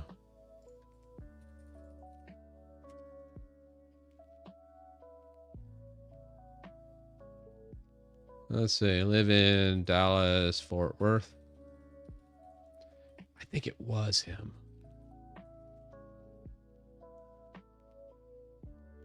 Yes, that was it. Yeah, that guy was a dick. I hated Terry Bradshaw. What a complete jackass. Yeah. That was him. Westlake. That's exactly where it was.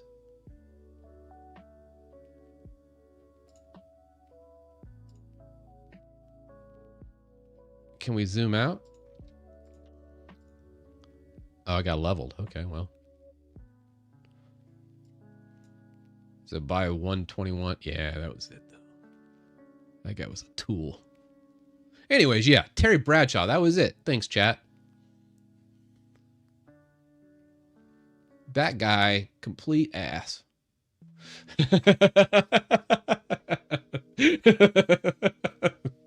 So, yeah. Oh, man. That was great. I remember it was in Westlake because I was working at Grapevine, Texas, and I was about 5-10 minutes away from Westlake. I'm sorry, but yeah. Cody wants to talk to you about protection rules for docks. Okay.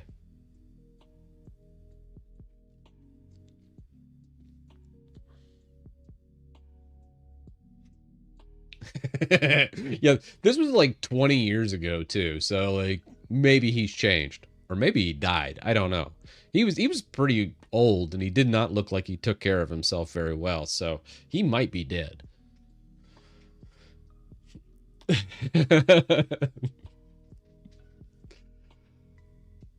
What requirements do we need for... Oh, it's just the docks. I think they, as long as they are auto built, I think we'll be okay.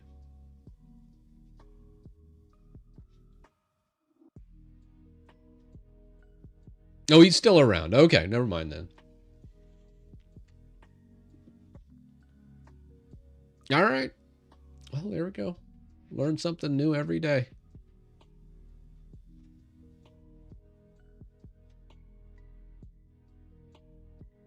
He's coming to get me. I'm scared to death of the 76-year-old. Ooh.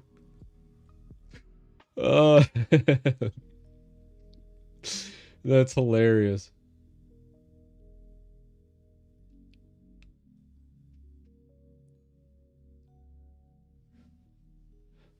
Let's see, what do we got? Well, I think there is an organization for those docks.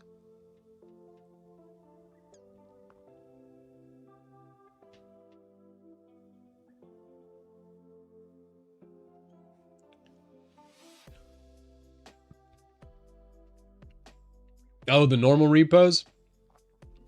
Oh, I don't know about moving into organization.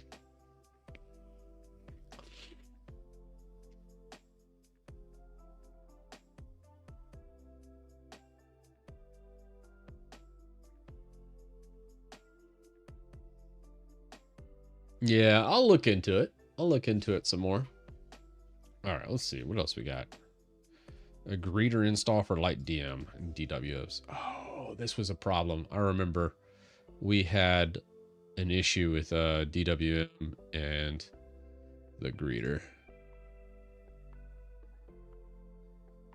I think... I'm not sure if this was actually getting pushed through or not. That's fine, though. If statement should be good. I need to do more testing on DWM's install. All right.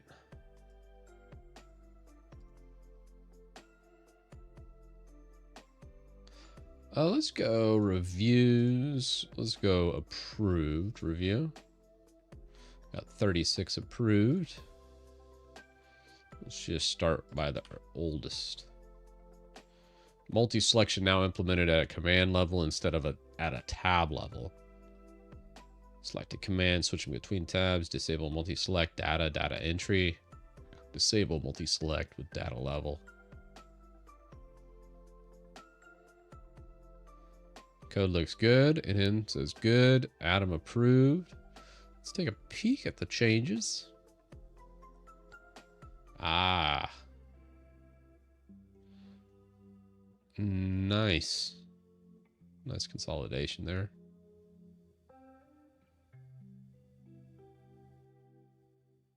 And we will grab that in, and then the multi-select edition right here. Yeah, that's good. So people can't just do like system update and stuff like that with the multi-select. Monitor control, user account. Because right now they can. Oh, that's a good addition. Somebody out there will do that and break things. So let's squash and merge and then test those changes. All right, let's go linutil. Let's pull those changes. Test them out. Make sure we get it built. All that's good. So then if we tab over to here, let's say we're going to do a multi-select, which for multi-select, we would hit M, I think it is. Was it? Yeah, multi-select's V, actually. And then you can't... Oh, look at that. Look at that little... It even grays out the stuff you can't multi-select. How cool is that? What a good... That's a good PR. Very neat.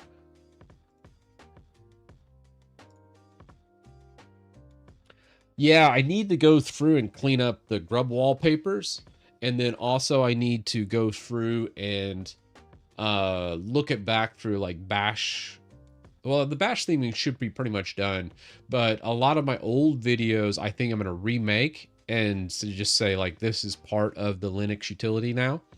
And redo some of those older ones. Because a lot of people, I had someone send me an email the other day and said, hey, I was using your utility and I noticed that this like snippet no longer works because I moved everything into Linux utility.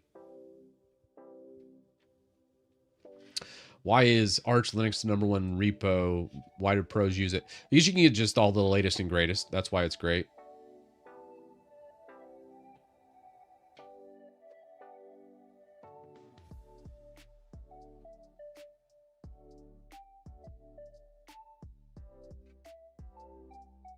Yeah, it's all community driven. Like all the repos that I really like, honestly, every Linux distribution I like isn't backed by a company, but is backed by a community. After all the drama between like Linux companies doing just stupid things, whether it's Canonical or whether it's Red Hat and IBM, you know, I'm to the point where I'm like, I only want to talk about community Linux distros, whether that's Debian, whether it's Arch, those are all community driven, and they don't have like some company behind it that's going to do something stupid.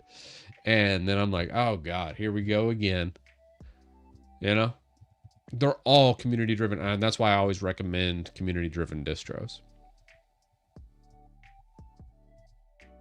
Oh no, I made him go on a rant again. Sorry, guys.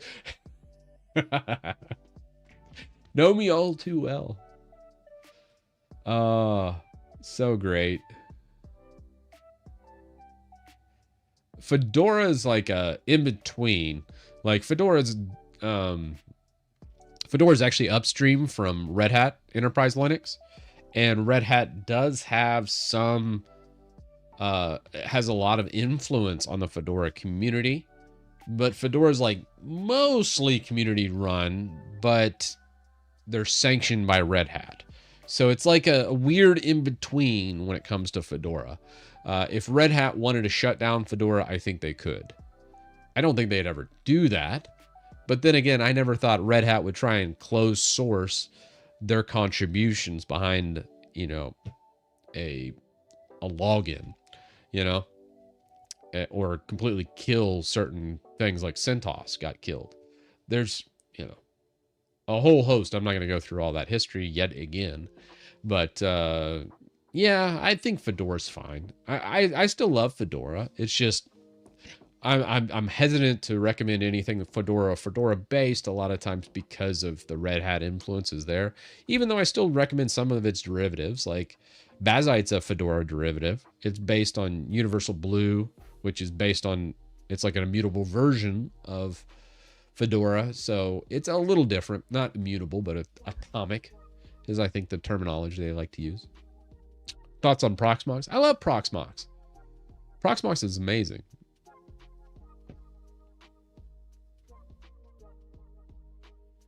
Yeah, Red Hat did a ton of good things. It's just overshadowed by some of their recent drama. Crispy, you remember me? I think, yeah, for a little bit. I think you popped on old AOE4 for a little bit there.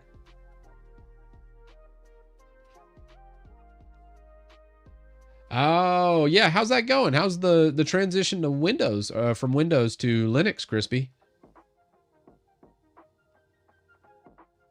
Can you do another video on security hardening in Linux? The first one has apparently pretty poor judgment. I can't even remember what I did on the security hardening, but usually you just set up, like if it's a Debian-based distro, usually UFW is probably the easiest one. And then I usually do like a rate limiting for like SSH if it needs SSH, or just block it outright. And then after UFW and enabling that in like a Debian-based or even an Arch-based distro for that matter, probably also recommended, unless I did IP tables, because IP tables got sunset for like NF tables now, I think it is.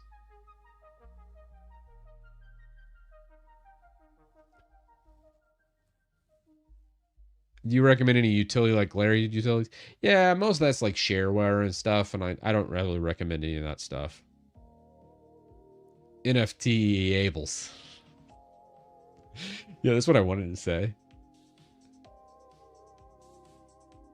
Oh, man, that's awesome. Well, good to hear that you're having a good time in Linux. That's the thing I think a lot of people forget. Like, the cool thing about Linux is you just can have a lot of fun.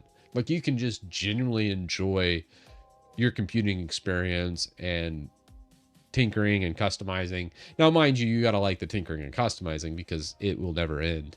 I always look at something and I'm like, I could fix that. Oh, I can make that better. Like, there's never, I'm never to a spot where I'm like, I don't think I'll change anything this week. I always look at it when I'm in Linux. I'm like, yeah, I could make that look a little bit better. And I don't think that'll ever stop till the day I die.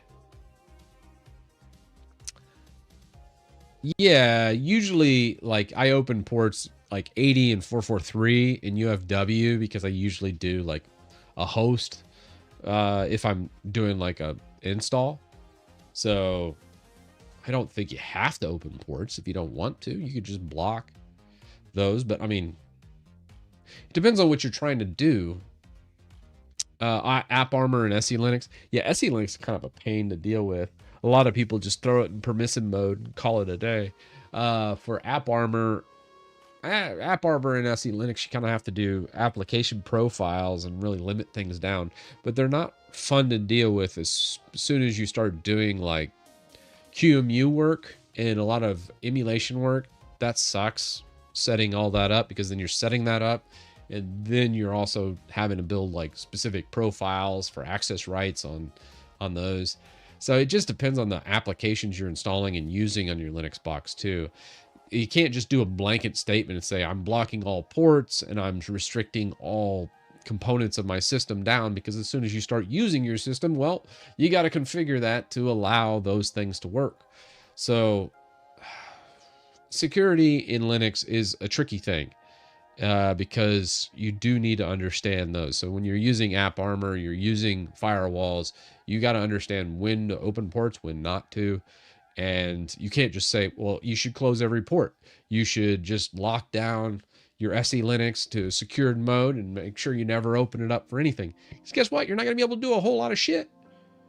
So, I mean, I try to make a more generalized thing, but on security in Linux, you can't really be that generalized. You have to be very, very specific. And I guess maybe making a more how-to video on those two things can be very targeted. But that's kind of a but. Hey, King. Yeah, I'm taking a little break. I tackled it at the start of the stream. Just for a bit. I'm going to be making more videos and stuff for the time being. But I'm sure I'll be back.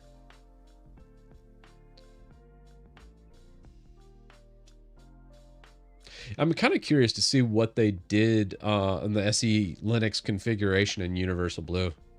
And see what they're going to do.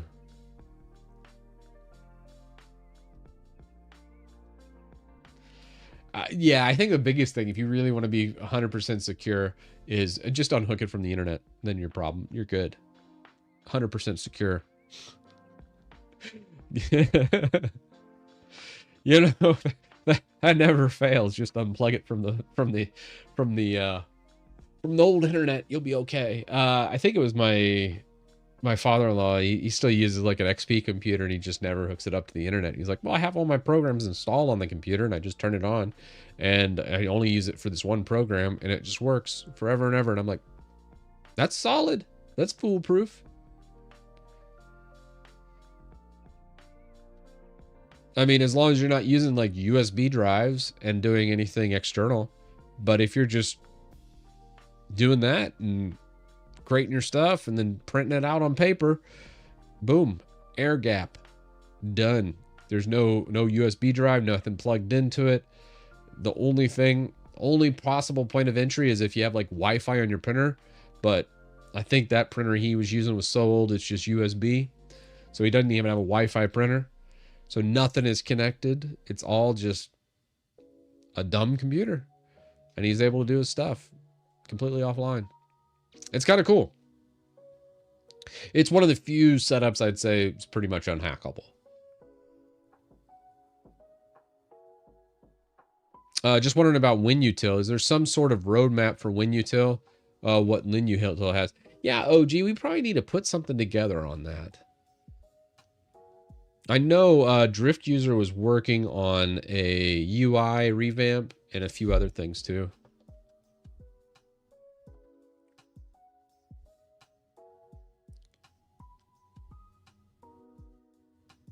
Yeah, Tom Cruise could always drop in from the ceiling. That's true. That's true. So I guess it's hackable from a real life perspective.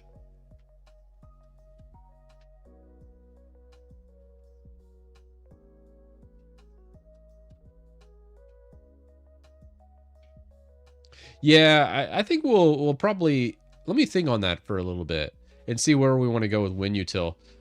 Because there's a couple other things probably at this point in time with WinUtil, I would like to clean it up a little bit and then just have a more concise, easier user experience. Like I know MicroWin could be more streamlined and not so many options that might confuse people. Cleaning up some of the wording and terminology. A lot of it is just more from that respect because the actual base program works so well.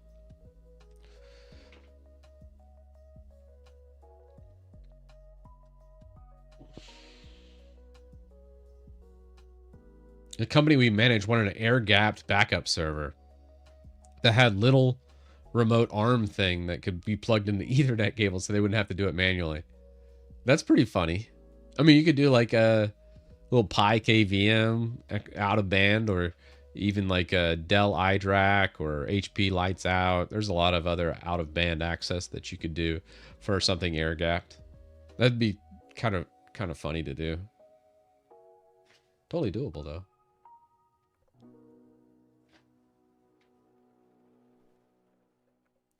Some parts of the project, like CommonScript.sh, use features that might not be fully POSIX compliant. Escape sequences for color output. just checking. How strict do we want to be on POSIX compliant? I think partial compatibility is fine. I don't know about full compliance across the board because some things just don't make sense. Like the Arch server install script, you're always going to be in a bash prompt for that. There's never going to be something where you're not in a bash prompt for the Arch install script. Charlie, thanks for the resub. 6 months at tier 1. Appreciate you, man. Before you go for a break for live streams, I'd like to say thank you for as much as I learned so far. Yeah, of course, man. Of course, my pleasure. That's the thing. I'm not like gonna just disappear from the face of the earth here, guys. When I just a break from live streaming is just that. It's just a little bit of a break, but I will still be hopefully be making more videos, and I'm even kind of tinkering around with this idea. So one thing I want to run and by everybody, because okay, so this is Titus Tech, right? It's pretty big at this point in time, to where there's just a lot of different videos that are made on it.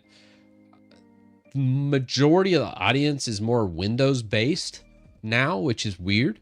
This actually was built in their origin days, almost all Linux people, but nowadays the Windows audience is huge on the main channel. Now the exact opposite is true on Titus Tech Talk, which I thought was kind of interesting. And I wanted to see what I wanted to do for videos over here.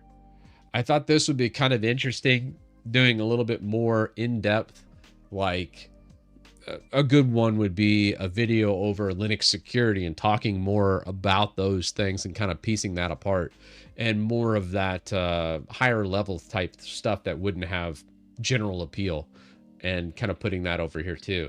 So I'm thinking about doing something like that for this channel, on top of the live streams and stuff too. Hey, we just hit 19,000 followers this minute. All right.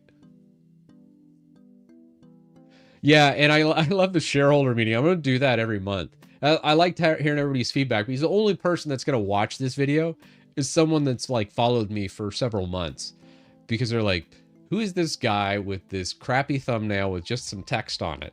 And that's kind of like a throwback to when I first started YouTube, and I really like that for this channel. So this channel is more of a fun thing, but also I was thinking about just adding some more high level type stuff, looking at these past videos that we've done. I don't like the clips where you read an article and stuff, so I think I will kind of pimp this channel out with some videos specifically over certain like Linux or even high level Windows stuff that maybe like yeah, probably more Linux though. I think most of the audience over here is mostly Linux based.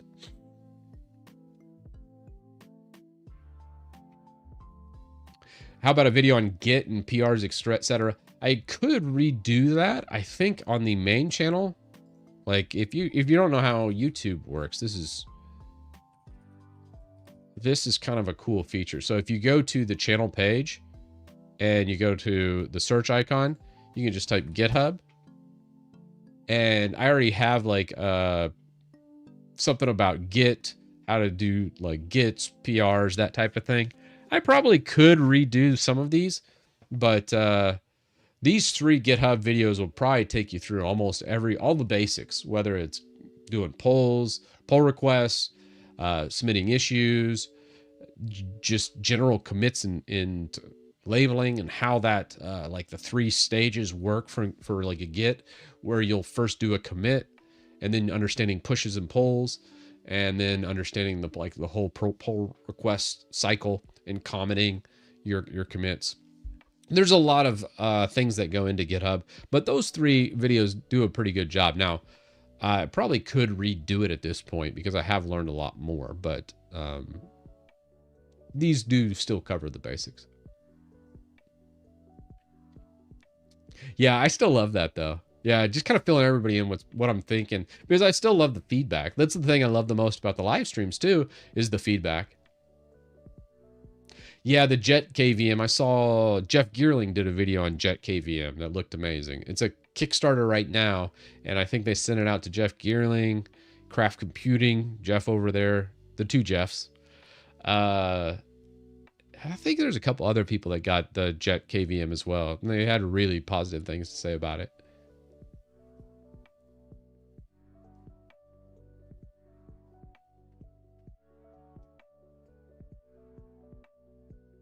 Do you ever fiddle with anything AI, ML, RAG and stuff? Not so much, you know. Occasionally I'll do like some like LLM work and things like that, but not so much on the AI front. Not really my bag. Basics videos on Arch Linux. Yeah, I think I'll probably like document more on Titus Tech Talk, probably more about Linux utility. And occasionally I might, like if it's a big general video on Linux utility, I might put that over on the main channel. But yeah, I think I'll probably put more of the like more targeted smaller stuff or real like tech heavy over on Titus Tech Talk, and then the more generalized stuff I'll probably put over here. So depending on where your knowledge level is, one channel might appeal to you more than the other. No, what do we got on 2905? Let's go WinUtil.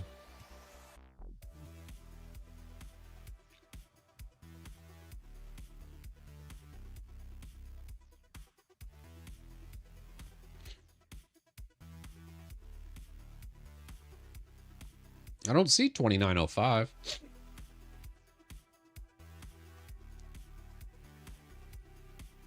Was that an issue? Ah.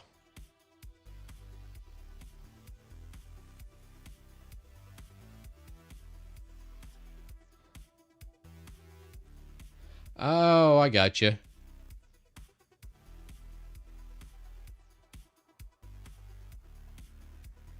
Did I just miss it? Probably.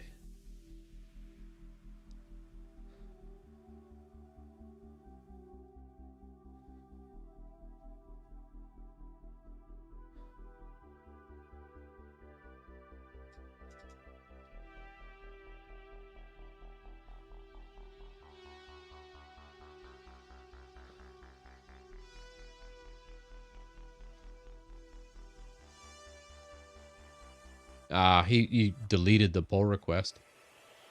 Let's see what he changed.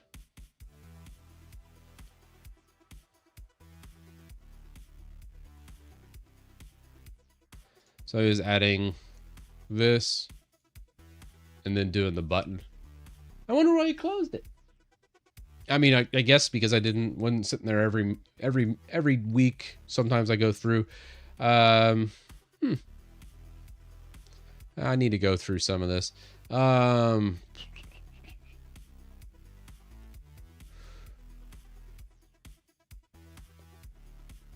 he got mad. I got you. I mean, yeah. I mean, if I contribute a bunch of code, you expect it to be done. But I mean, sometimes it might be a month that it sits there, and then I'll get to it. I'll get to it eventually, though. I could probably just pull this in, actually. I don't think I can reopen it. Let's see. Can I reopen it? I don't think I can. I think he deleted it. But I could probably grab the... Just grab the actual... just grab the actual file and submit that section of it. I'll still grab it, though. I'll grab his code changes and then submit it. It's on GitHub, so it lives forever.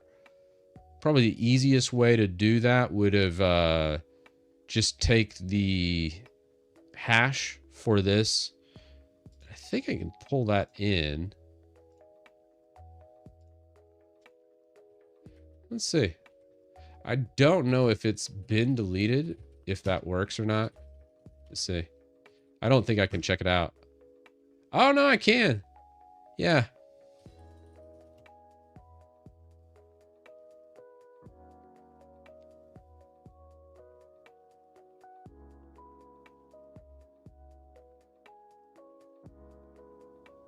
Oh, he'll open it? Oh.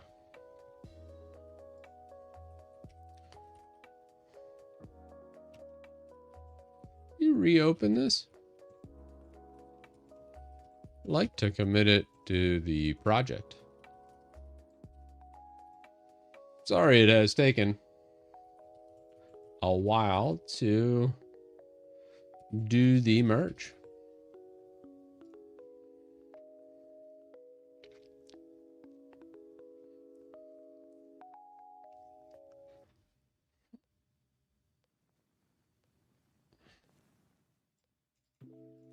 Yeah, I do prioritize a lot of the other contributors that are well known, because like when Drift User or Martin, a lot of them make a PR. I know, hey, usually that's really good. Like they've done at this point, heck, I think Drift User and Martin have probably done 50 to 100 PRs, which is kind of insane just between those two. Rux, I always do that. It sticks out. But yeah, those people have just been longtime contributors. So of course, whenever they make a PR, it just pops out at me. I can't help it. It's just, hey, like that's just like, it's like a good friend you already know when you walk into a room and you're like, hey, what's up, man? How you been doing? And I know some people like that you don't actually go up and talk to right away. It's just that kind of thing. It's not really a, hey, you're a new user, I only get it from old users kind of thing. It's just, it sometimes takes a little bit to get to new contributors, because sometimes new contributors aren't great. we've had our fair share, it's like a 50-50 split usually, where a new contributor might pop up and you're like, oh, I really want to like this code. I like the idea of it, but the implementation's a little dicey. And then you end up closing it out. So anywho, well, we'll ask him to open that back up. If he doesn't open it back up, we can still grab the code and implement that, because I do agree with his idea. I think it was good.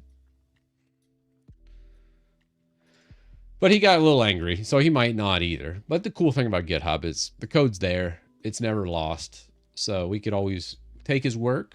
I would like to credit him. And I apologize for taking so long, but you know me. Sometimes I get caught up in things. Small idea for the Windows side before leaving. What do we got? Having a personalized tab for Windows util. Think personalized CPL. Could take some work, but it'd be worth it. Probably could do something like that.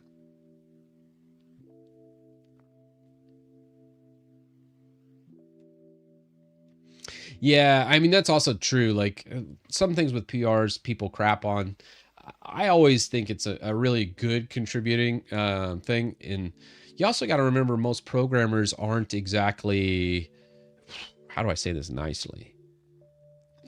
Sometimes programmers, I think in general, aren't the most cognizant of others' feelings, because programming usually relies on a little bit of an analytical mind, and a lot of emotion and those types of things aren't taken into high consideration. Most programmers just want the absolute best result at the end, and that's all they care about. That's all they think about. So if they see something and they're like, oh gosh, this guy, I can't even. What's up with the 5 if statements? That should be a switch case. What a noob. I'm going to type this out. And they're just thinking from that perspective, not thinking of the other person's experience, and maybe that's their first pull request ever and it's going to get crapped on. And yeah, I think that happens a lot. I don't know what the solution is to that. I mean, honestly, I think just expect, the first couple pull requests, and if you do get like a bad pull request or a pull request denied, don't take it offensively. I know I've sometimes crapped on people's pull requests, and I've crapped on my own pull requests because I've made some stinkers out there. And just take it as an opportunity to improve and then try again. And not every pull request will get accepted. You mean socially stunted, right? You know.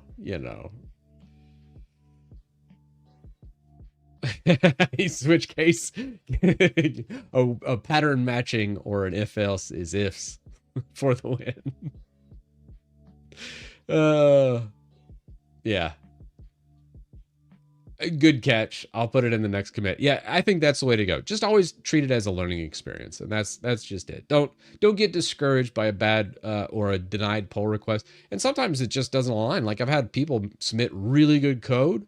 It's just what they were working on just didn't quite align with my views or maybe the project scope, and it was just outside the scope of the project. And even though it would have been a good addition, just didn't align with the project itself, and I had to deny it. So the code was good, the idea behind it was good, it's just outside the scope, and then you have to deny it. That feels bad. That's probably the worst pull request I close, is one that has good code, that has a good implementation of a great idea, but it just doesn't jive with the idea or the direction of the project, or it might cause feature creep and those types of things. And those are always the worst to deny. I always feel bad about that.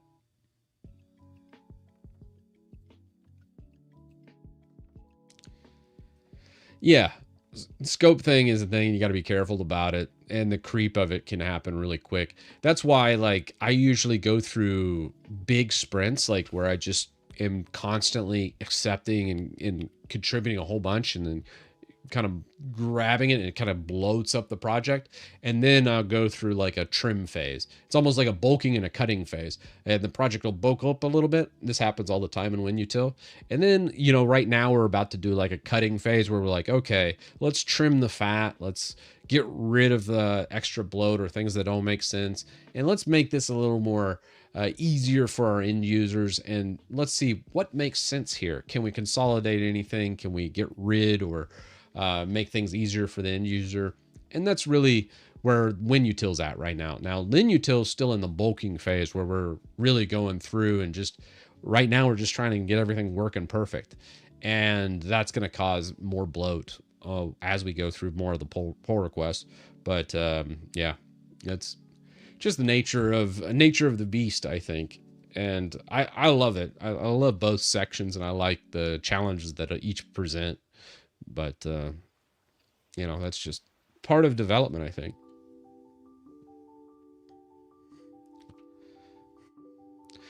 New coders should take it as, here's a better way of doing that. Yeah, agreed, Stuart. It's just hard.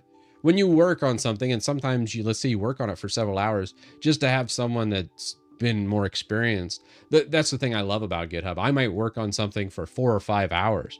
I've had this happen before. And I work on it, I submit it, I'm like, this is perfect, it's great. And then I'll have a much more experienced person come along and look at my code and go, oh my gosh, all right, let me fix this for you real fast. And he'll take 5 minutes and do a better job and then submit it. And I'll be like, oh God, really? Does that work? Oh, geez, how did I miss that? And that's just part of learning. Hikari's been through the break before. Yeah. It's that time of year again, Hikari. I always end up doing it. You accidentally hit your mic. Oh no, you hear it. You're hearing me just fine.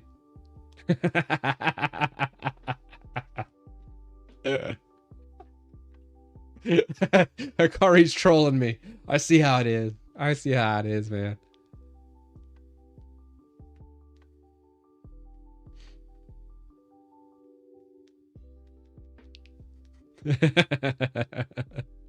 I love Hikari.